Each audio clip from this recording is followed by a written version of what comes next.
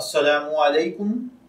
हमारा आज का टॉपिक है उधार खरीद कर नकद पर फरोख्त करना।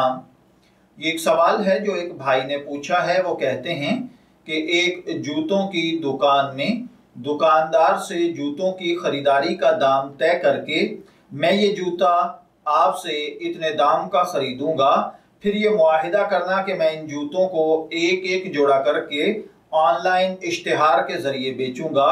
जब जूते का सौदा तय हो जाएगा तो मैं उस वक्त जूते को आपसे उधार पर लूंगा।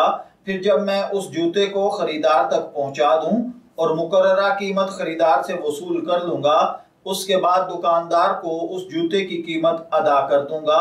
अब इसमें सवालात हैं कि क्या ये तरीका तिजारत जायज़ है। नंबर 2, क्या मैं जूते की कीमत दुकानदार को अदा करने से पहले किसी और को बेच सकता हूं किसी भी कीमत पर। और तीसरा सवाल ये है, क्या इस चीज से अपने हाथों से उसी चीज की तस्वीर लगाकर इश्तिहार लगाकर बेचना जरूरी है, या इंटरनेट से इस कंपनी और इस किस्म की चीज की कोई और तस्वीर लगाकर बेचना भी जायज है। चौथा सवाल ये है कि क्या इस जूते को 1500 रुपए में दुकानदार से खरीद कर 3000 यानी दुगने दाम पर बेचना जायज है या नहीं। तो देखिए भाइयों और बहनों, मैं इन चारों सवालों का आपको तरतीब के साथ जवाब अर्ज किए देता हूं। पहले सवाल का जवाब यह है कि दुकानदार से जूते की कीमत मुकर्रर करने के बाद उस जूते को ऑनलाइन इश्तिहार के जरिए फरोख्त करना तो जायज नहीं।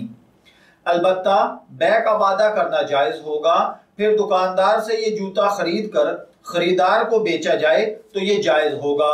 लेकिन अगर ऑनलाइन इश्तिहार देकर जूते फरोख्त करेगा जबकि जूते अभी तक आपने खरीदे नहीं हैं, तो ऐसा करना जायज नहीं है।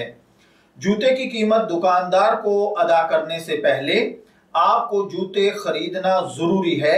आप वो बेशक उधार पे खरीद लें, यानी आप वो जूते पहले अपने कब्जे में करें फिर आप उनको सेल करें, तो ये ठीक होगा।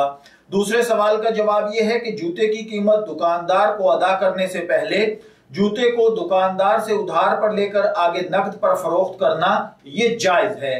तीसरे सवाल का जवाब यह है, जिस चीज को फरोख्त करना मकसूद हो उसी की तस्वीर लगाना जरूरी है।